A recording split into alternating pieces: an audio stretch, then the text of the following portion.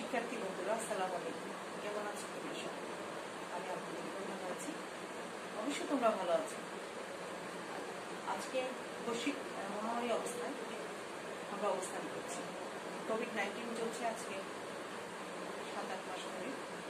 সারা বিশ্ব অচল হয়ে আছে, কিন্তু শিক্ষা তো আর থেমে থাকছে না, সময়ও থেমে থাকছে না। তার জন্য শিক্ষাতে যেন তোমাদের ব্যাঘাত না ঘটে, তার জন্য আমাদের বিদ্যালয়ের প্রধান শিক্ষক একে মাস্টার হোসেন স্যার আমাদেরকে নির্দেশনা দিয়েছেন অনলাইন ক্লাসে আয়োজন করার জন্য। সেই জন্য আমরা সবাই তোমাদের নিজ নিজ বইয়ের কিছু পড়া অনলাইনের মাধ্যমে দিয়েছি, তাদের যেন তোমরা তোমাদের পড়াশোনাটাকে চালিয়ে নিতে পারো এবং তোমরা যেন সঠিকভাবে পরীক্ষা অ্যাটেন্ড করতে পারো এবং তোমাদের যেন কোনো অসুবিধা না হয়। সেই জন্য যেন তোমরা বাড়িতে অবস্থান করার প্রেক্ষিতে যেন তোমাদের কোনো ধরনের অসুবিধা না হয়, তার জন্য আমাদের স্যার এই ধরনের আয়োজন করেছেন। আলহামদুলিল্লাহ, এতে আমরা অনেক উপকৃত।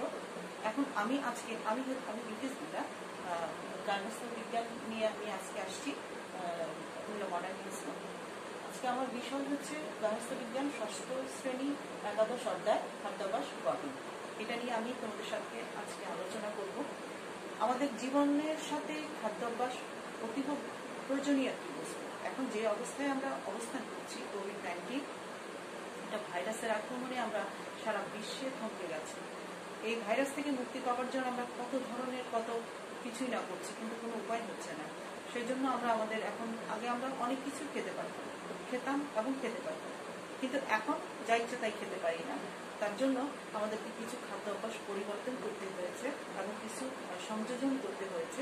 সে প্রেক্ষিতে আজকে আমাদের গার্হস্থ্য বিজ্ঞান ক্লাসে যেই টপিকসটা সব খুব গুরুত্বপূর্ণ এবং এটি অনলাইন পরীক্ষার জন্য গুরুত্বপূর্ণ এবং আমাদের দৈনন্দিন জীবনের জন্য গুরুত্বপূর্ণ, সেটাই আমরা এখন আলোচনা করব, খাদ্যাভ্যাস গঠন। এবং আমরা এই খাদ্যাভ্যাসের প্রেক্ষিতে খাদ্যাভ্যাস যদি আমাদের সঠিক না হয়, তাহলে আমরা একটা অসুস্থ জাতি হিসেবে তৈরি হবো। অসুস্থ জাতি বা অসুস্থ কোনো সন্তান কেউ কাম্য করেন না। আল্লাহ যেন সবাইকে রাহি করেন, আমরা যেন সবাই সুস্থ এবং সাবলীল থাকতে পারি এবং সুঠাম দেহের অধিকারী হতে পারি, সেদিকে আমরা নজর দিব। এখন আমরা মূল আলোচনায় যাব।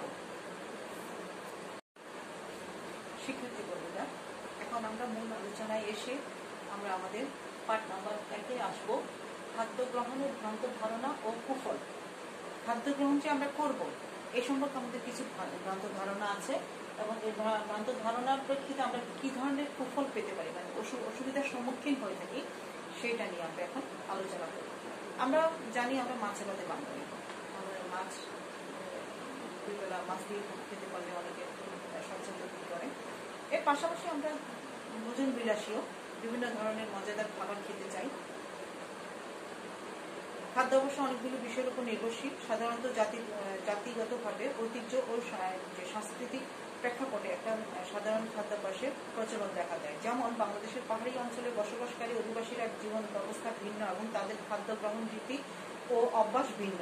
এছাড়াও ভৌগোলিক পরিবেশ, আবহাওয়া, খাদ্য উপকরণের সহজলভ্যতা, সংস্কৃতি, আর্থসামাজিক অবস্থা, উপজীবিকা, যোগাযোগ ব্যবস্থা ইত্যাদি ভিন্নতার কারণে খাদ্য অভ্যাস গ্রহণের ক্ষেত্রে অভ্যাস প্রভাবিত ও রীতিনীতিতে ভিন্নতা দেখা দেয়। আমাদের যে খাদ্য অভ্যাস প্রচলিত ছিল, বর্তমানে বিভিন্ন কারণে এই খাদ্য অভ্যাসের পরিবর্তন এসেছে। ঘরে তৈরি শরবতের পরিবর্তে কোমল পানীয়, ঘরে তৈরি খাবারের পরিবর্তে ফাস্টফুড ও বেকারির খাদ্য গ্রহণে বর্তমানে প্রচলিত রয়েছে। এই ধরনের খাদ্যাভ্যাস থেকে আমরা আমাদেরকে একটু দূরে সরিয়ে নিয়ে আসার চেষ্টা করব, কারণ যেহেতু এখন বৈশ্বিক মহামারী চলছে, সেজন্য আমরা আমাদের যে প্রচলিত ধারায় আমরা এতদিন অভ্যস্ত ছিলাম, সেই অভ্যস্ততা থেকে আমরা একটু দূরে চলে আসবো। কারণ হচ্ছে বাহিরের খাবারকে আমরা একটু বর্জন করার চেষ্টা করব, কারণ দেখা যাচ্ছে এগুলো হাইজেনিক না হওয়ার সম্ভাবনা বেশি। সেই জন্য আমরা ঘরে তৈরি যে খাবারগুলা, সেগুলাকে আমরা খাবার চেষ্টা করব এবং আমরা বিভিন্ন ধরনের রোগ ব্যাধি এবং বিভিন্ন ধরনের অসুস্থতার হাত থেকে যেন আমরা রেহাই পেতে পারি, সেই জন্য আমরা আমাদের খাদ্যাভ্যাসটাকে আমরা বিভিন্নভাবে সুন্দরভাবে পরিচালিত করার চেষ্টা করবো এবং স্বাস্থ্যবিধি মেনে আমরা যেন খাবার গ্রহণ করতে পারি, সেদিকে আমরা সজাগ দৃষ্টি দেব। এবং আমরা এসব যদি একটা ঘটনার মধ্যে দিয়ে আমি একটু তোমাদেরকে বোঝানোর চেষ্টা করি। তাপসী সচ্ছল পরিবারের মেয়ে প্রতিদিন নিজের পছন্দ মতো মাছ মাংস না পেলে পেট ভরে খাবার খাইতে পারে না। তার মায়ের ধারণা পুষ্টিকর খাবার মানেই দামি খাবার। এছাড়া সবসময় খাবার বেঁচে খাওয়ার ফলে তাদের শরীরে বিভিন্ন ধরনের চাহিদা পূরণ হয় না, ফলে সে প্রায় অপুষ্টিজনিত সমস্যায় আক্রান্ত হয়। অন্যদিকে সুমন ক্লাসের ভালো ছাত্র, সে পরীক্ষা দিতে যাবে। তার দাদু মনে করে যে পরীক্ষায় সময় ডিম খেয়ে গেলে পরীক্ষায় ভালো ফলাফল হবে না, তাই নিয়ে সুমন ডিম খেতে চায় না। উপরের দুইটি ঘটনা যদি আমরা দেখতে পাই তাহলে এগুলো আমাদের প্রত্যেক জীবনেরই বিষয়, যেগুলোর মূল ভিত্তি হলো কিছু ভুল ধারণা ও বিশ্বাস। এই ধরনের ধারণাগুলো কোনো বিজ্ঞান ভিত্তিক নাই, খাদ্য সম্পর্কে ভ্রান্ত ধারণারই প্রতিফলন মাত্র। খাদ্য সম্পর্কিত বিভিন্ন ধারণা না থাকার কারণে আমরা আমাদের সুষম খাবার থেকে বঞ্চিত হচ্ছি, ফলে বিভিন্ন ধরনের অপুষ্টিজনিত সমস্যার মধ্যে আমরা পড়ে যাই। ডিম খেলে পরীক্ষায় ডিম পাবে বা শূন্য পাবে, এই ধরনের কিছু প্রচলিত প্রথা আমাদের সমাজের মধ্যে আছে, যে কলা খেলে ঠান্ডা লাগে, তারপর পরীক্ষার হলে যাবার আগে ডিম খেয়ে গেলে পরীক্ষায় ডিম পাবে, চিনি গুড় মিষ্টি খেলে পেটে কৃমি হয়, তারপরে গর্ভবতী মা মৃগেল মাছ খেলে গর্ভস্থ শিশু মৃগী রোগ হবে, জোর কলা খেলে যমজ সন্তান হবে, এবং হাঁসের ডিম খেলে শিশুর গলা ফ্যাসফেসে হবে। এই ধরনের কিছু ভ্রান্ত ধারণা আমরা পেয়ে থাকি। এবং এছাড়া জ্বর ডায়রিয়া হলে স্বাভাবিক খাবার খাওয়া যায় না, কেবল পানি মাত্র দামি খাবার খেলে সবসময় সুস্থ থাকা যায়, এই ধারণাটা ভুল। প্রকৃতপক্ষে সঠিক বিষয়টি একেবারে বিপরীত, অর্থাৎ জ্বর ডায়রিয়া হলে চিকিৎসকের পরামর্শ অনুযায়ী আমরা ওষুধ গ্রহণের পাশাপাশি আমরা সব ধরনের খাবারই খাবো, স্বাভাবিক যে খাবারটা আমাকে স্যুট করে সেই ধরনের খাবার খাবো, এবং প্রতিদিন ছোট মাছ, ডাল, হলুদ ও সবুজ শাকসবজি এবং দেশীয় মৌসুমী ফলগুলি খাবার চেষ্টা করব।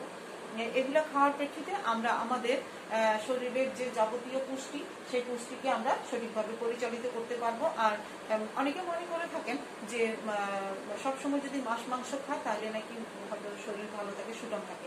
আসলে ধারণাটা একদমই ভুল।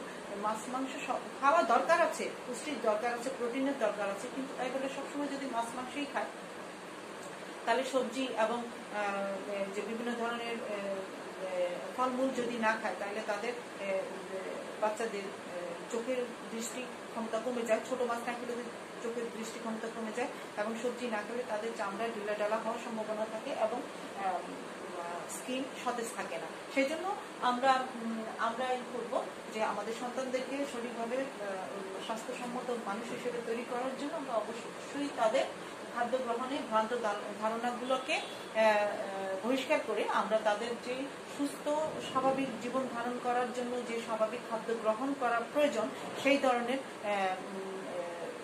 যে চাবিকাঠি আমরা তাদের সাথে দিয়ে থাকবো, এবং তারা যেন সেভাবে খাবার গ্রহণের ফলে যেন সতেজ, সজীব এবং সুঠাম দেহের অধিকারী হতে পারে, সেদিকে আমরা দৃষ্টি নিক্ষেপ করব। শিক্ষার্থী বন্ধুরা, এবার আমরা পাঠ নম্বর 2 নিয়ে আলোচনা করব। এটা হচ্ছে অস্বাস্থ্যকর খাদ্য পরিহার, খাদ্য রঞ্জক পদার্থ ব্যবহারের কুফল। অস্বাস্থ্যকর খাদ্য পরিহার, যে খাবারটা খেলে আমরা ভালো থাকবো না সেটাই হচ্ছে অস্বাস্থ্যকর খাবার। আর এই ধরনের খাবার আমরা কখনোই খাবো না। আর এই ধরনের খাবার না খেলে আমরা সুস্থ সবল কর্মক্ষম ও নীরব থাকতে পারবো।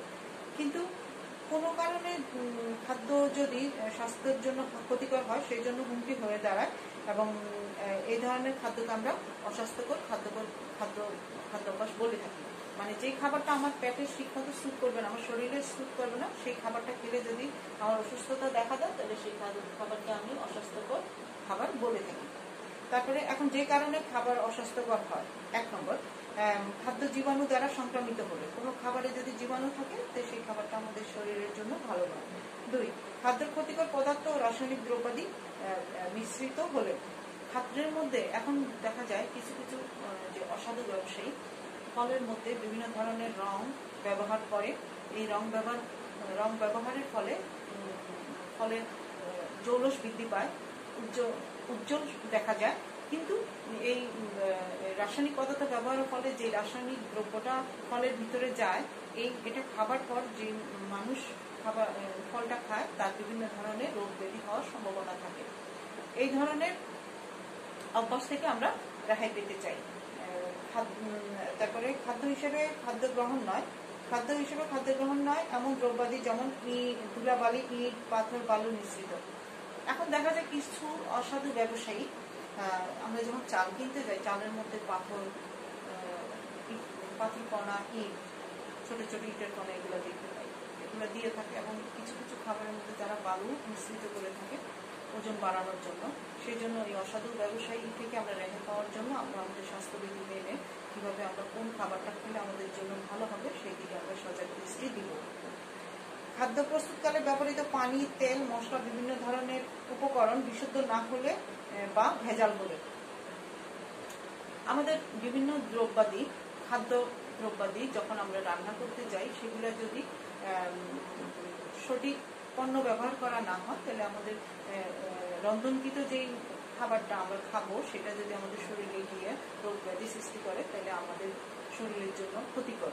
তো এই ক্ষতির থেকে আমরা রেহাই পাওয়ার জন্য যে যার মতো করে যেন আমরা অবশ্যই আমরা সঠিক দ্রব্যটি ব্যবহার করতে পারি আমাদের খাদ্যের মধ্যে, এবং আমরা যেন রোগ ব্যাধিতে আক্রান্ত না হই সেদিকে আমরা সজাগ দৃষ্টি দিব। খাদ্য প্রস্তুতকারী ব্যক্তিগত পরিষ্কার পরিচ্ছন্নতা ও সুস্থতা না থাকবে। যিনি খাবার তৈরি করবেন তিনি অবশ্যই পরিষ্কার পরিচ্ছন্নতা হতে হবে এবং উনি যেন কোনো রোগে আক্রান্ত না হয়, সেই ধরনের কোনো মানুষ যেন সেই ধরনের খাবার তৈরি না করে।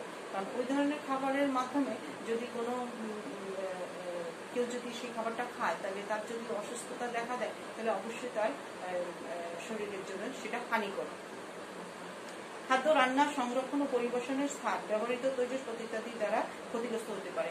আমরা যেসব দ্রব্যগুলো দিয়ে রান্না বান্না করব এবং যে জায়গাটায় রান্না করব, যে পাত্রে রান্না করব, যে পাত্রে খাবো সেগুলো যেন আমরা পরিষ্কার হয় এবং সুন্দরভাবে যেন আমরা সেটাকে পরিষ্কার পরিচ্ছন্নতার মাধ্যমে খেতে পারি সেদিকে আমরা দৃষ্টি দিব। তার ফলে আমরা আমাদের অস্বাস্থ্যকর অবস্থা থেকে আমরা রেহাই পেতে পারি। এখন কয়েকটি অস্বাস্থ্যকর খাদ্যের নাম যদি আমরা বলে থাকি, যে খাবারগুলো অস্বাস্থ্যকর খাবার সেই খাবারগুলোর নাম: স্কুলের সামনে, রাস্তার পাশে, ভ্রাম্যমাণ ভ্যানে করে খোলা অবস্থায় বিক্রি করা খাবার, যেমন ঝালমুড়ি, ফুচকা, আচার, চটপটি, আইসক্রিম ইত্যাদি। এই খাবারগুলি যখন আমরা আমাদের কোমলমতি ছেলে মেয়েরা বিদ্যালয়ে যায় তখন তারা এই ধরনের খাবারগুলির দিকে বেশি আকৃষ্ট হয়, ফলে তারা ওই খাবারগুলি খেয়ে বাসায় এসে বিভিন্ন ধরনের রোগ ব্যাধিতে আক্রান্ত হয়ে থাকে। রাস্তার পাশে অস্থায়ী খোলা রেস্তোরাঁ, অপরিচ্ছন্ন পরিবেশে খাবার পাওয়া যায়, পরোটা, সিঙ্গারা, সমোসা, ডালপুরি ইত্যাদি। এই ধরনের খাবারগুলো রেস্টুরেন্টের মধ্যে যে খাবারগুলি বিক্রি করে থাকে সেই খাবারগুলো থেকে যেন আমরা না খাই, তাহলে আমরা আমাদের অস্বাস্থ্যকর অবস্থা থেকে আমরা রেহাই পাবো। অনুমোদনহীন পুষ্টিগুণহীন, ঝুঁকিপূর্ণ রঞ্জক উপাদান ও রাসায়নিক উপাদান সম্বলিত খাবার, যেমন জুস, পানীয়, চকোলেট, কেক, বিস্কুট ইত্যাদি। এইসব খাবারগুলা যখন বানান, কোনো অসাধু ব্যবসায়ী যখন বানান তখন তারা ওজন বাড়ানোর জন্য, টেস্ট বাড়ানোর জন্য বিভিন্ন ধরনের রাসায়নিক দ্রব্য ব্যবহার করে থাকে।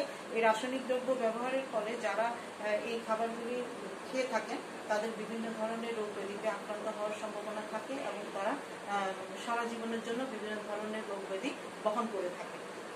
এর খাদ্যকে আকর্ষণীয় করার, উপস্থাপন করার প্রেক্ষিতে স্বাস্থ্যসম্মত ফুড গ্রেড কালার ব্যবহার করা হয়। খাদ্যে ব্যবহৃত এইসব প্রকৃত ফুড গ্রেড কালার খুব বেশ দামি, কিন্তু কিছু কিছু ব্যবসায়ী খাদ্যের উজ্জ্বলতা ও আকর্ষণ বাড়ানোর জন্য স্বাস্থ্যের জন্য ক্ষতিকর বিভিন্ন কৃত্রিম রাসায়নিক পদার্থ যুক্ত সস্তা রং ব্যবহার করে। এই ক্ষেত্রে প্রকৃত ফুড গ্রেড কালারের পরিবর্তে টেক্সটাইল ডাই কিংবা লেদার ডাইং এর মতো স্বাস্থ্যের জন্য ক্ষতিকর কৃত্রিম রংগুলো ব্যবহার করে থাকে।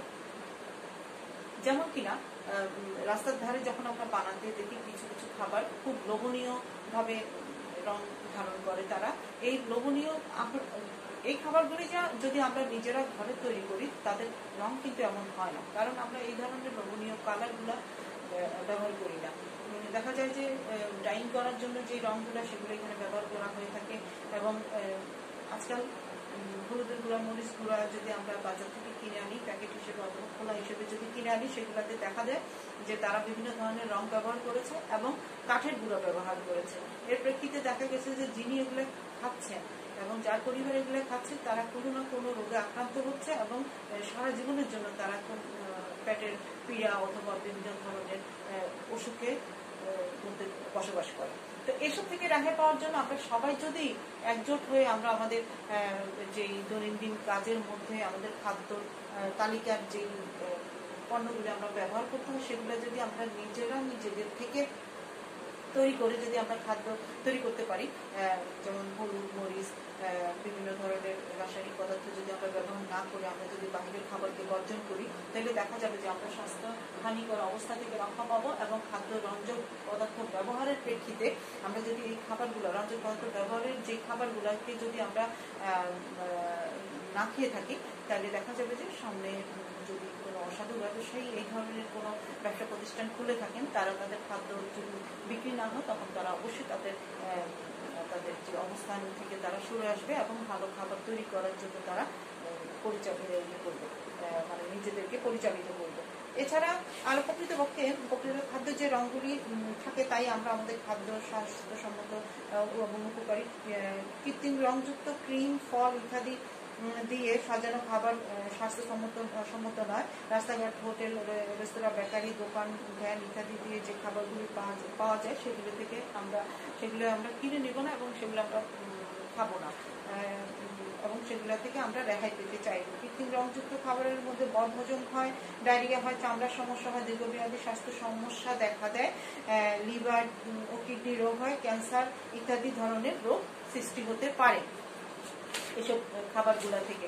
তাহলে দেখা গেল কি বন্ধুরা, আমরা অস্বাস্থ্যকর খাবারগুলোকে, তোমরা তো কোমলমতি ছেলে মেয়ে, তোমরা আসলে রোগ সামলাতে পারো না, অবশ্যই তোমরা একটু নিজেদেরকে একটু বুঝানোর চেষ্টা করবে এবং চোখের যেই লোকটার থেকে রেহাই পেতে হলে অবশ্যই তোমরা অস্বাস্থ্যকর খাবার রাস্তার ধারে যে তোমাদের স্কুলের পাশে, বাড়ির পাশে, ভ্যান গাড়িতে রাস্তার যে খাবারগুলি তৈরি করে সেই খাবারগুলো থেকে তোমরা একটু দূরে থাকার চেষ্টা করবে এবং তোমরা তোমাদের স্বাস্থ্যকর খাবারগুলো খাওয়ার চেষ্টা করবে। মা যেটা বানায়, ঘরে যে খাবারগুলো তৈরি করা হয় সেগুলোর দিকে নজর দিবে। আর খাদ্য রঞ্জক পদার্থ ব্যবহারের যে খাবারগুলো সেগুলোকে পরিহার করবে এবং তাতে পরিহার করার প্রেক্ষিতে যেন আমরা সুস্থ সবল জাতি হিসেবে তৈরি হতে পারি সেদিকে আমরা নজর দিব। শিক্ষার্থী বন্ধুরা, এবার আমরা পার্ট নাম্বার 3 আলোচনা করব। এটা হচ্ছে ভেজাল খাদ্য গ্রহণের ফলে কুফল এবং ফাস্টফুডের অপকারিতা। এতক্ষণ তো ভেজাল খাদ্য নিয়েও আলোচনা হয়েছিল, তারপর আমি একটু আলোচনা করে নিই এবং ফাস্টফুড নিয়ে আলোচনা করব। আমরা যখন বাজার থেকে খাবার কিনতে যাই তখন বিভিন্ন সবজির মধ্যেও কিন্তু তারা বিভিন্ন ধরনের রং ব্যবহার করে, রঞ্জক পদার্থ। এই রং ব্যবহারের ফলে তারা দেখে যে খাবারগুলা আকর্ষণীয় সেগুলোর দিকেই জনগণ ধাবিত হয় এবং সেগুলো কিনতে চায়, কিন্তু জনগণ বুঝতে পারে পরে, খেয়ে দিয়ে পরে বুঝতে পারে যে খাবারের মধ্যে রঞ্জক পদার্থ ব্যবহার করা হয়েছে, যার প্রেক্ষিতে তাদের বিভিন্ন ধরনের রোগ হয়ে যায়। আর ওজন বাড়ানোর জন্য তারা যে কাজটা করে থাকে, বিভিন্ন খাবারের মধ্যে তারা ইটের কণা, বালুর কণা, তারপরে পাথর কণা এগুলো মিশ্রিত করে থাকে এবং এগুলো মিশ্রণের ফলে তারা ওজন বেড়ে যাবে, সেই প্রেক্ষিতে তারা খাদ্যের মধ্যে ভেজাল ঢোকানোর চেষ্টা করে। আর হচ্ছে যে আমরা এবং বিভিন্ন ধরনের ফল, এখন তো বাংলাদেশের মানুষ, ম্যাক্সিমাম মানুষ ফল খাওয়া ছেড়ে দিয়েছে, কারণ যেগুলো বিদেশ থেকে আমদানি করা হয় ফল, সেগুলোর মধ্যে তো অতদিন, যেহেতু বিদেশ থেকে আমদানি করা যে ফলগুলো আসে সেগুলো আস্তে আস্তে অনেক সময় লেগে যায়, কিন্তু দেশীয় ফলগুলো সেটা যদি অল্প কিছুদিন রাখার পর সে আপনিতেই পচে যায়। কিন্তু দেখা যায় কি ওই ধরনের বিদেশি ফলগুলো যখন আসে তখন ওগুলা অনেক বাসায় 1 মাস রাখার পরও পচে না, চুপসে যায় বাট পচে না। এর কারণটা হচ্ছে যে বিভিন্ন ধরনের মেডিসিন, রাসায়নিক পদার্থ এখানে ব্যবহার করে থাকে, যার প্রেক্ষিতে ফলটাকে সতেজ রাখে এবং সে যেন না পচে সেই দিকেই এটার এটা হয়, মানে রাসায়নিক পদার্থ ব্যবহারের ফলটা তারা দেখতে পারে। এই ধরনের ফলগুলো আমরা খেয়ে বিভিন্ন ধরনের রোগে আক্রান্ত হয়ে থাকি। এবং এখন আমি তোমাকে বলবো, কাঁচা মাছ, পাকা ফল সতেজ রাখতে ব্যবহার করা হয় ফরমালিন। আমরা জানি মাছে ফরমালিন ইউজ করতে হয় এবং কাঁচা মাছেও ফরমালিন ব্যবহার করে এবং কাঁচা মাছ দেখা যায় গরমের দিনে খুব অল্প সময়ের মধ্যে পচে যায়, কিন্তু যখন তারা ফরমালিন ব্যবহার করে তখন দেখা যায় যে মাছটা দেখা যাচ্ছে সতেজ, আসলে সে ফরমালিন ব্যবহার করেছে। দুধ, চিনি ইত্যাদিতে সাদা ভাব আনার জন্য হাইড্রোজ ব্যবহার করে। এখনকার চিনি যেটা খুব চিনি সেটা কিন্তু যখন কোনো কলে একটু কলে যখন করে থাকে তখন সেটা লাল আকৃতি ধারণ করে, কিন্তু যখন এটাকে সাদা করা হয় তখন এটার মধ্যে হাইড্রোজ ব্যবহার করা হয়, আর দুধও হাইড্রোজ ব্যবহার করা হয়। অপরিণত ফল পাকানোর জন্য কার্বাইড ব্যবহার করা হয়। দেখা যায় কিছু ফল গাছে ধরে আছে, অনেকদিন দেরি হয় পাকতে, তো সেটাকে পাকানোর উপযোগী করার জন্য সেটাতে কার্বাইড ব্যবহার করা হয়। মুড়ি আরো সাদা করার জন্য এবং আকার বড় করার জন্য, সুন্দর করার জন্য ইউরিয়া ব্যবহার করা হয়। গুঁড়া মশলার মধ্যে কৃত্রিম রং এবং ইটের গুঁড়া ও কাঠের গুঁড়া ব্যবহার করা হয়। ভাজার জন্য পাম অয়েল, পশুর চর্বি কিংবা অন্য গলনশীল চর্বি ব্যবহার করা হয়। মানে যেই বাহিরের রেস্টুরেন্টের মধ্যে যেই ভাজা খাবারগুলো বিক্রি করা হয়, সেই খাবারগুলোর মধ্যে তারা এই যে ভাজার জন্য পাম অয়েল ব্যবহার করে, পশুর চর্বি, এই ধরনের জিনিসগুলো ব্যবহার করে যাতে খাবারটা দেখতে আকর্ষণীয় হয় তার জন্য। চিকেন ফ্রাই এর জন্য ব্যবহার করা হয় রোগাক্রান্ত বা মৃত রোগী। আমরা এই চিকেন ফ্রাইয়ের জন্য কত পাগল, অথচ মৃত মুরগির চিকেন ফ্রাই খাই, তাও অনেক মজা করে খাই। মাখন, মেয়োনেজ ইত্যাদি হিসেবে ব্যবহার করে অপরিশোধিত সস্তা চর্বি। মাখন হচ্ছে তৈলাক্ত খাবার, এটাকে ব্যবহার করার জন্য সস্তা চর্বি ব্যবহার করা হয়। আর হচ্ছে মেয়োনেজকেও বানানোর জন্য সস্তা চর্বি ব্যবহার করে। শুটকি মানে ডিডিটি, শুটকি মাছে ডিডিটি ব্যবহার করা হয়। ডিডিটি ব্যবহার করার প্রেক্ষিতে দেখা গেল যে সে অনেক সুন্দর থাকে এবং সতেজ থাকে। মাংসের কিমা হিসেবে গরু ছাগলের অব্যবহৃত উচ্ছিষ্ট অংশ, নাড়িভুঁড়ি ইত্যাদি ব্যবহার করা। মাংসের কিমা বানানোর জন্য যে মাংস দরকার হয় সেটা তারা মাংস তো ব্যবহার করে না, গরু ছাগলের যে উচ্ছিষ্ট মানে ভুঁড়ি, ওইটাকে ব্যবহার করে তারা কিমা ব্যবহার করে। এই খাবারে এইসব ভেজালের জন্য এবং সেগুলো যে ব্যবহার করে তারা ঠিকভাবে সেগুলোকে পরিষ্কার পরিচ্ছন্ন করে না। তার প্রেক্ষিতে ময়লা দ্রব্য থেকে থাকে এবং ময়লা দ্রব্য থাকার প্রেক্ষিতে মানুষের পেটে এগুলো যে বিভিন্ন রোগের সৃষ্টি করে থাকে। এছাড়া এসব খাদ্য গ্রহণের ফলে আমরা ডায়রিয়া, বদহজম, বমি, চর্মরোগ, কিডনি ও লিভারের বিভিন্ন ধরনের সমস্যা, জন্মগত ত্রুটি, এমনকি ক্যান্সারের মতো মরণ ব্যাধিতেও আক্রান্ত হতে পারে। এসব খাবার থেকে আমরা রেহাই পেতে চাই এবং আমাদের যে রোগ ব্যাধিগুলো হবে সেগুলো থেকে যেন আল্লাহ পাক আমাদেরকে রেহাই করেন।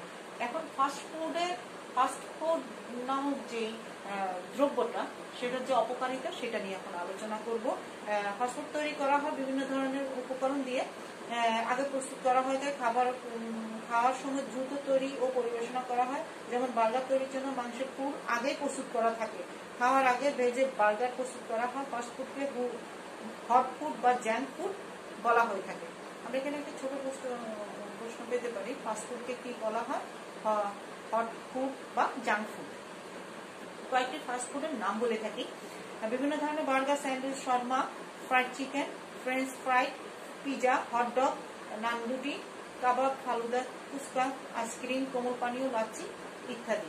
এসব হচ্ছে ফাস্টফুড। এগুলো খেয়ে আমাদের কোমলমতি বাচ্চারা খুব অল্প সময়ের মধ্যে অনেক মোটা তাজা হয়ে যায়। মা বাবারা মনে করে বাচ্চারা অনেক সুস্থ সবল, কিন্তু সে এত বেশি ফাস্টফুড খাওয়ার প্রেক্ষিতে তার অন্য খাবারের প্রতি তার অনীহা চলে আসে এবং সে আস্তে আস্তে এই খাবারগুলি খেতে খেতে সে অসুস্থ আকার ধারণ করে এবং হরমোনের সমস্যা দেখা দেয়।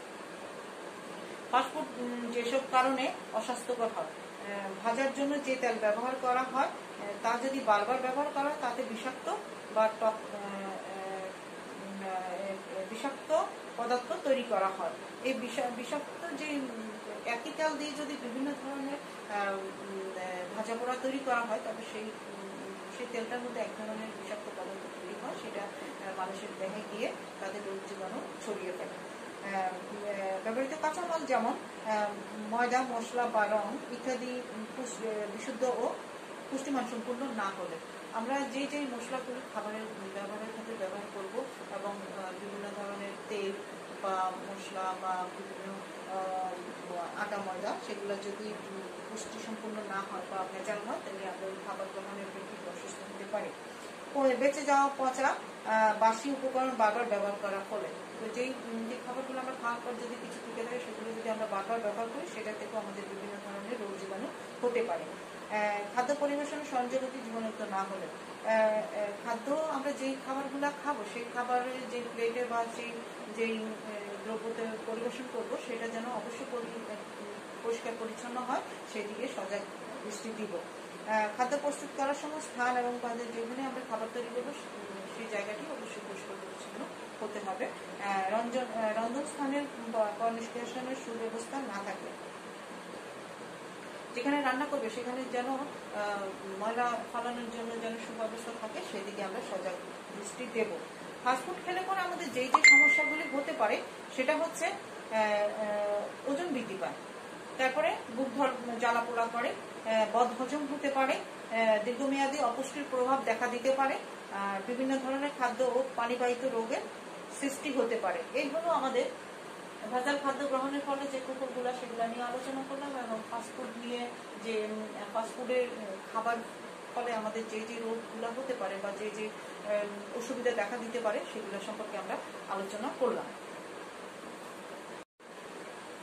শিক্ষার্থী বন্ধুরা, এবার আমরা পার্ট নম্বর 4 নিয়ে আলোচনা করব, বিকল্প খাদ্য, স্বাস্থ্য রক্ষা, শারীরিক শ্রম ও ব্যায়াম। বিকল্প খাদ্য হচ্ছে একটি খাবার, আমরা যেই খাবারগুলো খেয়ে থাকি সেই খাবারগুলো যদি আমরা সঠিকভাবে খেতে না পারি, তখন তার পরিবর্তে যদি কোনো খাবার খেয়ে থাকি, সেটাই হচ্ছে বিকল্প খাবার। তো বিকল্প খাবার আমরা ক্ষুধা নিবারণের জন্য যে খাবারটা, সেটাই হচ্ছে বিকল্প। অনেক সময় অনেক অবস্থায় পরিবর্তনের প্রেক্ষিতে সেসব প্রচলিত খাবার গ্রহণ করা আমাদের পক্ষে সম্ভব হয় না, তখন আমাদের প্রচলিত খাবারের পরিবর্তে কিছু খাবার ব্যবহার করতে হয়। যেমন দেখা যায় ভ্রমণকালীন সময় ভাতের পরিবর্তে আমরা আলাদা কিছু শুকনো খাবার নিয়ে থাকি। প্রাকৃতিক দুর্যোগের ক্ষেত্রে দেখা যায় ঘূর্ণিঝড়, জলোচ্ছ্বাস কিংবা ভূমিকম্প হলে তখন স্বাভাবিক জীবনযাপনের গতিশীলতা দেখা দেয় না। তার প্রেক্ষিতে দুর্যোগ আক্রান্ত জনগোষ্ঠীকে নিজেদের বাড়িঘর ছেড়ে নিরাপদ স্থানে আশ্রয় গ্রহণ করতে হয় স্বাভাবিক খাওয়া থেকে, তখন তারা দূরে থাকে। এই ধরনের জরুরি অবস্থার প্রেক্ষিতে যেই খাবারগুলা দেওয়া হয় সেগুলো হচ্ছে বিকল্প খাবার, যেমন হচ্ছে চিড়া মুড়ি, চাল ভাজা, মোয়া, গুড়, বিস্কুট, খেজুর ইত্যাদি। এই টাইপের অনেক খাবার।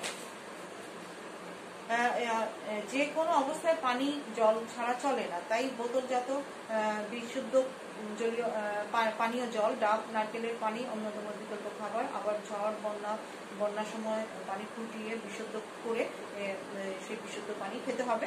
এবং ফিটকিরি, যদি রান্না করার উপায় না থাকে তাহলে বিশুদ্ধকরণের জন্য ট্যাবলেট বা ফিটকিরি ব্যবহার করতে হবে। এবং বিশুদ্ধ পানির কোনো বিকল্প ব্যবস্থা নেই। আমরা যদি বিশুদ্ধ পানি পান করতে না পারি, তাহলে আমরা শারীরিক অবস্থা খুব করুণ হয়ে যাবে, এখন তখন আমাদের পেটে নিদারুণ অবস্থা হবে এবং আমরা শারীরিক অসুস্থতা পড়ে যাব। এখন হচ্ছে বিকল্প খাবার হিসেবে আমরা আলোচনা করলাম। এখন আমরা স্বাস্থ্য রক্ষা, শারীরিক শ্রম ও ব্যায়াম নিয়ে একটু আলোচনা করতে চাই। শারীরিক শ্রম হচ্ছে আমরা খাবার তো খাই শারীরিক সুস্থতার জন্য, কিন্তু শারীরিক সুস্থতা যদি আমাদের থাকার পর যদি আমরা কোনো কায়িক পরিশ্রম না করি, কোনো ব্যায়াম যদি না করি, তাহলে তো আমাদের অবস্থা সারাদিন খেয়ে টেয়ে আবার শুয়ে থাকলে, বসে থাকলে তো আমরা অবশ্যই মোটা হয়ে যাবো। কিন্তু এই মোটা হওয়াটা কিন্তু আমাদের শরীরের জন্য ভালো না। সেই জন্য আমরা যাতে মোটা না হই এবং শরীরে যেন মেদ বৃদ্ধি না পায়, সেই জন্য আমরা খাবার গ্রহণের আগে অথবা পরে আমরা আমাদের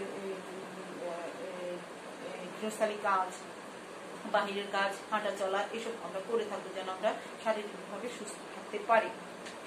তো এখন দেখা গেল যে বেশি পরিশ্রমের কাজ করলে শক্তি বেশি খরচ হয়, আবার কাজ কম করলে আবার শক্তি কম খরচ হয়। যেমন দৌড়ানো, ফুটবল খেলা ইত্যাদিতে বেশি শক্তি খরচ হয়। আবার হালকা কাজ করলে, যেমন গল্পের বই পড়া, টিভি দেখা, বই গোছানো ইত্যাদি কাজে শক্তি খরচ কম হচ্ছে। শারীরিক শক্তি খরচ খাদ্যের মাধ্যমে গ্রহণকৃত শক্তির সমান হয় এবং শরীর ওজন সঠিক থাকে। এবং আবার যদি শক্তির খরচের চাইতে খাদ্যের পরিমাণ বেশি হয়, তখন মানুষ পরিমাণে মোটা হয়ে যায়। যারা পরিশ্রমের কাজ করেন তারা খেলাধুলা বা ব্যায়াম বা বাড়তি কোনো কিছু তাদের করার দরকার হয় না, কিন্তু যারা এই ধরনের কাজ যাদের নাই তারা যে করতে পারবেন, তা বলা হচ্ছে নিয়মিত পরিশ্রম, ব্যায়াম অথবা খেলাধুলা করার উপকারিতা। ভালো ঘুম হবে, যথাযথভাবে খিদা লাগবে, তারপর ওজন স্বাভাবিক থাকবে, পেশির সঞ্চালন ক্ষমতা বৃদ্ধি পাবে, রক্ত সঞ্চালন ক্ষমতা বৃদ্ধি পাবে, শিশুদের দৈহিক গঠন সুদৃঢ় হবে, মন প্রফুল্ল থাকবে, কর্ম উদ্দীপনা বজায় থাকবে এবং ওজনাধিক্যর ফলে সৃষ্ট রোগের ঝুঁকি থেকে রেহাই পাবে। কারণ যে পরিমাণে খাবার আমরা খাবো সেই পরিমাণে যদি আমরা কায়িক পরিশ্রম অথবা ব্যায়াম যদি না করে থাকি তখন আমাদের শরীরের মেদ বৃদ্ধি পায়। এই মেদ বৃদ্ধি পাওয়ার ফলে আমাদের শরীরে বিভিন্ন জায়গায় আমাদের অসুস্থতা দেখা দেয়, ফলে আমরা অসুস্থ হয়ে যাই। সেই জন্য আমাদের বিভিন্ন সময় বিভিন্ন কাজে যদি আমরা কায়িক পরিশ্রম করে থাকি, নির্দিষ্ট কোনো কায়িক পরিশ্রম থাকে, তাহলে আমরা সেই পরিশ্রম করার প্রেক্ষিতে আমাদের যে সুবিধা হবে সেই সুবিধাগুলো নিয়ে আলোচনা করা হলো, আর ব্যায়াম করলেও যে সুবিধা হবে সেটা নিয়ে আলোচনা করা হলো। এখন কয়েকটি শারীরিক শ্রম ও ব্যায়াম। পায়ে হেঁটে স্কুলে যাতায়াত। আমাদের কোমলমতি বাচ্চারা যদি বাসার কাছাকাছি বিদ্যালয় হয় তাহলে তারা যদি হেঁটে বিদ্যালয়ে যায় তাহলে তাদের কিছুটা পরিমাণ কায়িক পরিশ্রম হয়ে থাকে। সাঁতার কাটা বা অন্যান্য ব্যায়াম, ওরা যদি সাঁতার কাটার মতো কোনো ধরনের সুবিধা থেকে থাকে তাহলে তারা যেন সেটা করে থাকে এবং বিভিন্ন ধরনের ব্যায়াম করে থাকে। সিঁড়ি বেয়ে উপরে ওঠা, এবং তাদেরকে অবশ্যই সিঁড়ি বেয়ে উপরে ওঠার জন্য এই ধরনের দক্ষতা অর্জন করার দরকার আছে, কারণ তারা যদি সুস্থ থাকে তাহলে তারা অনেকদিন বাঁচতে পারবে এবং নিরোগী হিসেবে থাকবে। যেই টাকাটা ডাক্তারকে দিবে সেই টাকাটা যদি তারা সঠিক খাদ্য গ্রহণের জন্য ব্যয় করে থাকে তাহলে তারা জীবনকে সুন্দরভাবে নিয়ে যেতে পারবে। দৈনন্দিন কাজগুলি নিজে করা, তার যেই নিজস্ব কাজগুলো আছে সেই কাজগুলো যদি অন্যকে দিয়ে না করিয়ে নিজে করে থাকে এবং এতে তার কিছুটা শক্তি খরচ হলো, এতে তার উপকারী হবে। বাগান করা, এইটা একটি অনেক ভালো ধরনের একটি উদ্যোগ, কারণ একটা জাতি তার আমাদের প্রধানমন্ত্রী বলেছেন যে আমরা একটি গাছ যদি কেটে ফেলি তাহলে তার জন্য আমরা 5টি গাছ লাগাবো। তো এই কথার প্রেক্ষিতে যদি আমি বলি যে আমাদের কোমলমতি সন্তানরা যদি তারা তাদের বাড়ির চারদিকে যদি জায়গা থাকে অথবা বারান্দা বা এমন কোনো জায়গা যদি তাদের থেকে থাকে সেখানে যদি তারা টবে কিছু গাছ লাগায় তাহলে দেখা যায় গেল কি বাগান করার প্রেক্ষিতে যে তার যে শ্রমটা হলো এতে তার মন এবং শরীর দুটোই ভালো থাকবে এবং তার দেখা যাবে যে সে নিয়মিত পরিশ্রম করবে এবং খাদ্য গ্রহণের ফলে সে সজীব এবং সতেজ থাকবে। ক্রিকেট, ফুটবল, ব্যাডমিন্টন ইত্যাদি খেলা, এই খেলাগুলো যদি সে ঠিকমতো খেলে তাহলে সে শারীরিক তার যে অসুবিধাগুলি থাকার কথা সেই অসুবিধাগুলো থেকে সে রেহাই পাবে। এবং তার বিকল্প অনেক সময় দেখা যায় আমরা কিছুটা শারীরিক অসুস্থতা পড়ে থাকি, তখন আমরা ভাতের পরিবর্তে যদি চিরা ভাজি, আমাদের যদি ডায়রিয়া হয়ে থাকে, আমাশয় হয়ে থাকে, তখন যদি আমরা ভাতের পরিবর্তে চিরা খেতে পারি তাহলে আমরা আমাদের বিকল্প খাবার হিসেবে চিরাকে ধরতে পারি। আর স্বাস্থ্য রক্ষায় যদি শারীরিক শ্রম ও ব্যায়াম যদি আমরা সঠিকভাবে করে থাকি আমাদের শরীর মন স্বাস্থ্য দুটোই ভালো থাকবে এবং আমরা আমাদের যে নিজেকে সামনের দিকে এগিয়ে নিয়ে যেতে পারবো সঠিক জাতি হিসেবে এবং আমরা ভালোভাবে বসবাস করতে পারবো।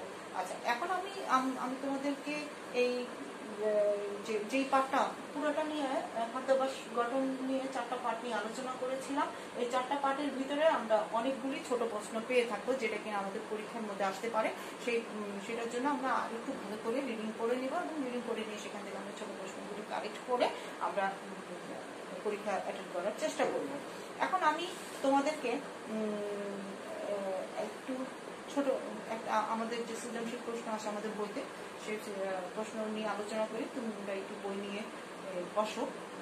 দেখো প্রথম যে সৃজনশীলটা আছে 98 পৃষ্ঠায়। দীপক প্রতিদিন স্কুল থেকে ফেরার পথে ফেরিওয়ালার কাছ থেকে আচার, চাটনি, কেক, হাওয়াই মিঠাই, আইসক্রিম ইত্যাদি কিনে খায়। বাসায় ফিরে এসে দেরি করে ভাত খায়। ইদানিং সে ঘন ঘন ডায়রিয়ায় ভোগে। এটা হচ্ছে উদ্দীপকটা। এখন আমি যদি প্রশ্নের দিকে যাই, অসাধু ব্যবসায়ীরা অপরিণত ফল পাকাতে কোন রাসায়নিক পদার্থ ব্যবহার করে থাকে?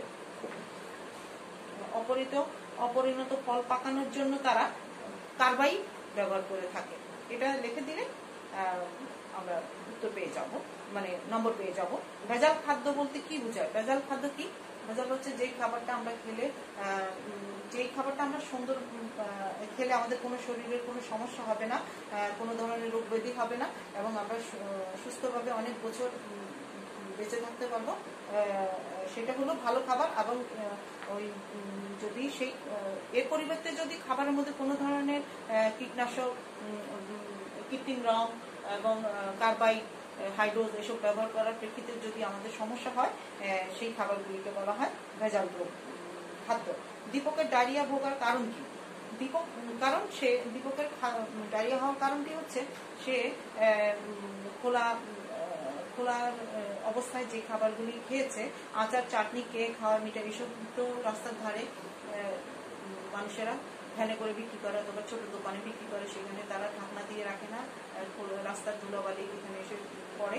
এর ফলে যারা এই খাবারগুলি গ্রহণ করে তারা বিভিন্ন ধরনের রোগগুলিতে আক্রান্ত হয়, ফলে বিভিন্ন অস্বাস্থ্যকর পরিবেশ যে সৃষ্টি হয়। তার জন্য তার এই খাবার গ্রহণের প্রেক্ষিতে দীপকের ডায়রিয়া হয়েছে। এখন যদি সে এই খাবারটা না খেতে, তার এই সমস্যাটা হতো না। অতএব আমরা একটু ভেবে চিনতে রাস্তার ধারে খাবারগুলো খাবো, যেন আমরা এই ধরনের রোগ শরীরে না করতে পারি। দীপক এই ধরনের 4 নম্বর প্রশ্ন, দীপক যে ধরনের খাবার খেয়ে থাকে তাতে ব্যবহৃত পদার্থ দীর্ঘমেয়াদী স্বাস্থ্য সমস্যা সৃষ্টির সহায়ক। অবশ্যই, কারণ হচ্ছে কি, যে খাবারগুলি সে খেয়েছে এতে অতিরঞ্জক পদার্থ দিয়েছে, তারপরে রং, বিভিন্ন ধরনের মশলার মধ্যে বিভিন্ন কেমিক্যাল ইউজ করেছে। এই খাবারগুলো তো তার শরীরে ঠিকভাবে পরিপাক হবে না এবং তার সমস্যা সৃষ্টি করবে। তার জন্য আমরা এসব খাবার থেকে দূরে থাকবো এবং যেন আমরা ভালো থাকতে পারি, সুস্থ থাকতে পারি, ডাক্তারের কাছে যেতে না হয় এবং আমাদের বিভিন্ন শারীরিক সমস্যা সৃষ্টি না হয়, সেই জন্য আমরা এই ধরনের খাবার থেকে দূরে থাকবো। এই হলো আমার প্রথম সৃজনশীল সেটার আলোচনা। এখন আমি দ্বিতীয় আরেকটি সৃজনশীল আছে, তোমরা একটু খেয়াল করো। ত্রপার বয়স 14 বছর, প্রতিদিন সে নাস্তা না খেয়ে স্কুলে যায়, টিফিনে Sharma, burger, cold drinks, ice cream ইত্যাদি খেয়ে থাকে। দুপুরে খাবার খেতে খেতে সে বিকেল হয়ে যায়। সে বয়স অনুপাতে মোটা হয়ে গেছে, তার বুক জ্বালা পড়াও সমস্যা দেখা দিয়েছে। আচ্ছা, এটা হচ্ছে উদ্দীপকটা। এখন আমি যদি প্রশ্নে যাই, কোন ধরনের কাজ করলে বেশি শক্তি খরচ হয়? যেই ধরনের কাজ করলে ঘাম ঝরে এবং খাবার বেশি করে হয়, কি বলে, ঘাম ঝরে যেগুলো, সেটাই হচ্ছে কোন ধরনের কাজ করলে বেশি, যেমন সিঁড়িতে উঠানামা করলে, খেলাধুলা করলে এবং বিভিন্ন শারীরিক শ্রম করলে তাহলে বেশি শক্তি খরচ হয়। আর বিকল্প খাবারটা হচ্ছে যে নির্দিষ্ট খাবারের পরিবর্তে যেই এর পরিপূরক হিসেবে যে খাবারটা আমরা ব্যবহার করে থাকি, সেটাই হচ্ছে বিকল্প খাবার। এবং ত্রপা শারীরিক সমস্যার কারণ ব্যাখ্যা করো। ত্রপা শারীরিক সমস্যার কারণ হচ্ছে সে বিভিন্ন ধরনের ফাস্টফুড খেয়ে থাকে। এই ফাস্টফুডের ফলে সে shawarma, burger, cold drinks, ice cream ইত্যাদি খেয়ে থাকে। এগুলি খাওয়ার পর তার খিদা মরে যায়, কারণ এই ধরনের খাবারগুলোর মধ্যে যেসব দ্রব্যগুলি ব্যবহার করা হয় সেগুলা মানে হজমের পরিপূরক নয়। কারণ সেই জন্য আমরা এইসব খাবারগুলো যেন না খাই।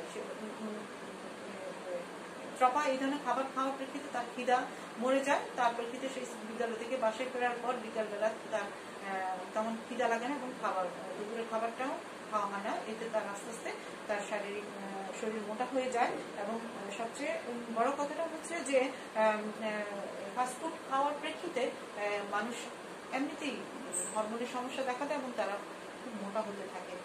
সেই জন্য তাদের বুক জ্বালা পড়া থাকে এবং খিদার পরিমাণটা কম থাকে। এইসব থেকে রেহাই পাওয়ার জন্য আমরা অবশ্যই এই ধরনের ফাস্টফুড থেকে দূরে থাকবো এবং আর যে বিভিন্ন রাস্তার খাবার থেকে আমরা দূরে থাকবো, যেন আমরা সঠিক খাবার গ্রহণ করতে পারি। এই খাবার গ্রহণের প্রেক্ষিতে যেন আমরা আরো ভালো থাকতে পারি, সেদিকে আমরা দৃষ্টিগোচর করবো।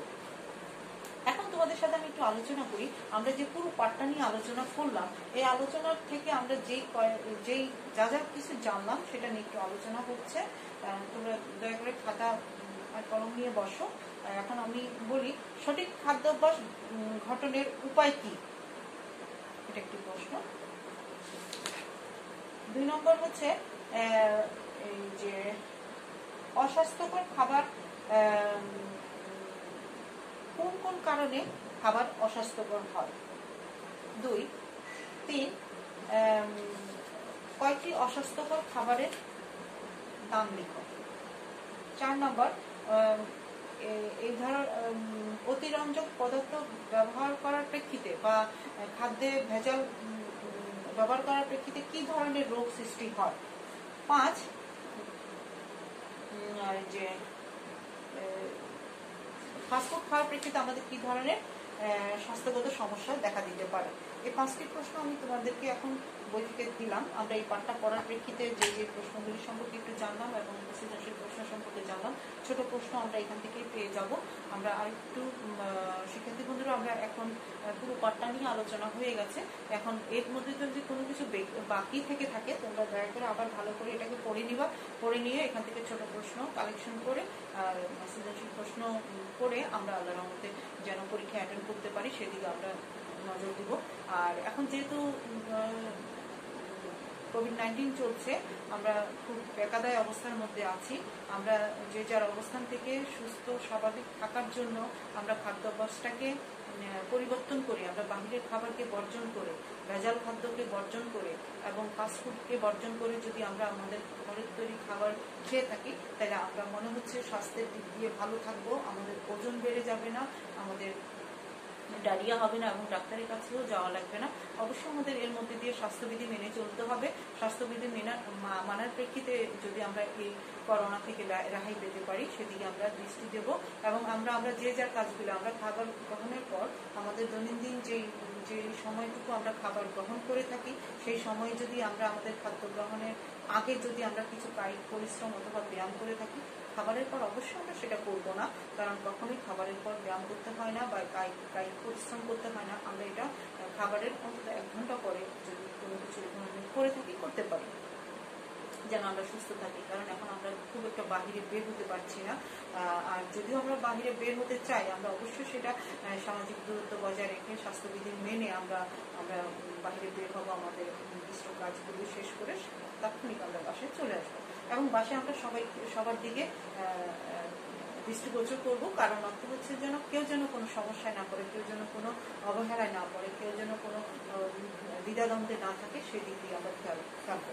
আর আমরা অবশ্যই আমাদের পিতামাতার প্রতি সচেষ্ট থাকবো এই জন্য যে আমাদের বাবা মার সাথে আমরা সাহায্য সহযোগিতার হাত বাড়াবো, আমরা লেখাপড়া করবো সঠিক সময়ে এবং যেন আমরা একটা সঠিক মানব জাতি হিসেবে তৈরি হতে পারি এবং দক্ষ মানব শক্তি হিসেবে তৈরি করতে পারি নিজেকে এবং যেন একজন ভালো মানুষ হতে পারে সেদিকে আমরা নজর দেবো এবং আমরা ভালো থাকবো। তোমরা যদি এর মধ্যে এই পাঠের মধ্যে কোনো অসুবিধা হয়ে থাকে বা সমস্যা অনুভব করে থাকো তাহলে আমাকে অবশ্যই নক করবে, কমেন্টস দিবে। আমি ইনশাআল্লাহ তোমাদেরকে যথাসাধ্য চেষ্টা করবো তোমাদেরকে সাহায্য সহযোগিতা করার জন্য। তোমরা অবশ্যই ভালো থাকবে, লেখাপড়া করবে, তৃতীয় অনলাইন পরীক্ষা ভালোভাবে দিবে এবং যেন ভালোভাবে তোমরা পরবর্তী ক্লাসে যেতে পারো, সুন্দরভাবে যেন তোমাদেরকে তোমরা গুছিয়ে নিতে পারো, সেভাবে অবশ্যই তোমরা পরিচালিত হবে। তোমরা ভালো থাকবে, সুস্থ থাকবে। আসসালামু আলাইকুম।